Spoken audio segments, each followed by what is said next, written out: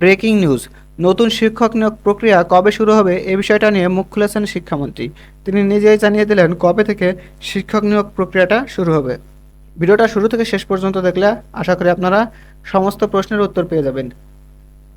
এছাড়াও যদি আপনাদের কোনো প্রশ্ন থাকে অবশ্যই কমেন্টে প্রশ্ন করে যাবেন, আমি উত্তর দেওয়ার চেষ্টা করব।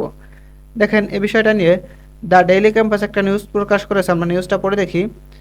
নতুন শিক্ষক নিয়োগ প্রক্রিয়া শুরু কবে জানালেন শিক্ষামন্ত্রী। আসেন আমরা বিস্তারিত পড়ি। আগামী জুলাই মাস থেকে নতুন শিক্ষক নিয়োগ প্রক্রিয়া শুরু হবে বলে জানিয়েছেন শিক্ষা এবং প্রাথমিক ও গণশিক্ষা মন্ত্রণালয়ের মন্ত্রী ডক্টর আনাম এহসানুল হক মিলন। অর্থাৎ মিলন সাহেব জানিয়ে দিয়েছেন জুলাই মাস থেকে শিক্ষক নিয়োগ কার্যক্রম শুরু করবে।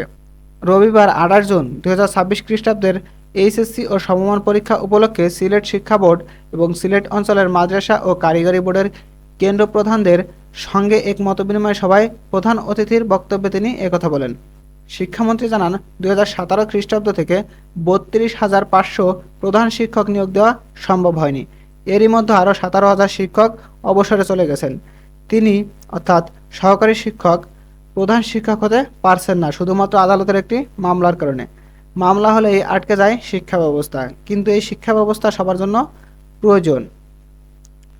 আদালত ও বিচারকদের প্রতি শ্রদ্ধা জানিয়ে ডক্টর এহসানুল হক মিলন বলেন, মাননীয় আদালতে যারা বিচারক আছেন অর্থাৎ যারা বিচারক রয়েছেন তারা শিক্ষাকে গুরুত্ব দেন, আমরাও দেই, কিন্তু আমি জানি না কোন অবহেলার কারণে এভাবে মামলার জটে শিক্ষক নিয়োগ দিতে পারছি না। তিনি বলেন, আগামী 2 জুলাই মামলার রায় হওয়ার কথা রয়েছে, অর্থাৎ শিক্ষক নিয়োগের যে মামলাটি ছিল সেই মামলাটির রায় হবে আগামী 2 জুলাই। আশা করি জুলাই থেকে নতুন শিক্ষক নিয়োগ প্রক্রিয়া শুরু করতে পারবো, অর্থাৎ 2 জুলাই রায়টা হয়ে গেলেই জুলাই মাস থেকে রায়টার পর থেকেই শিক্ষক নিয়োগের প্রক্রিয়াটা শুরু করে দেবে। শিক্ষামন্ত্রী বলেন, শিক্ষা খাতের আইনি জটিলতা ও মামলা জটের কারণে অনেক সময় স্বাভাবিক শিক্ষা কার্যক্রম ও শিক্ষক শিক্ষার্থীদের প্রশাসনিক প্রক্রিয়া ব্যাহত হয়। এই অচলাবস্থা নিরসন করে শিক্ষাঙ্গনে একটি স্বচ্ছ ও গতিশীল পরিবেশ তৈরি করতে সরকার বদ্ধপরিকর। আসন্ন এইচএসসি ও সমমান পরীক্ষা প্রসঙ্গে তিনি কেন্দ্র প্রধানদের সর্বোচ্চ সতর্কতার সঙ্গে দায়িত্ব পালনের আহ্বান জানান।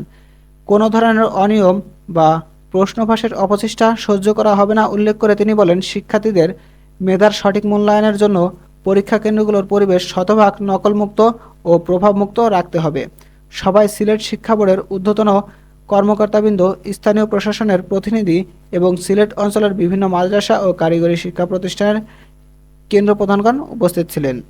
সবাই আসন্ন পরীক্ষার সার্বিক প্রস্তুতি ও নিরাপত্তা ব্যবস্থা নিয়ে বিস্তারিত আলোচনা করা হয়। আশা করি আপনারা বুঝতে পারছেন, আগামী 2 জুলাই শিক্ষক নিয়োগের মামলাটির রায় হয়ে যাবে। রায় হলেই শিক্ষামন্ত্রী বলে দিয়েছেন যে রায় হলেই জুলাই থেকেই নতুন শিক্ষক নিয়োগ প্রক্রিয়া শুরু করবে। আশা করি বুঝতে পারছেন। আপনাদের যদি বাকি কোনো প্রশ্ন থাকে অবশ্যই কমেন্ট বক্সে প্রশ্ন করে যাবেন, আমি উত্তর দেওয়ার চেষ্টা করব।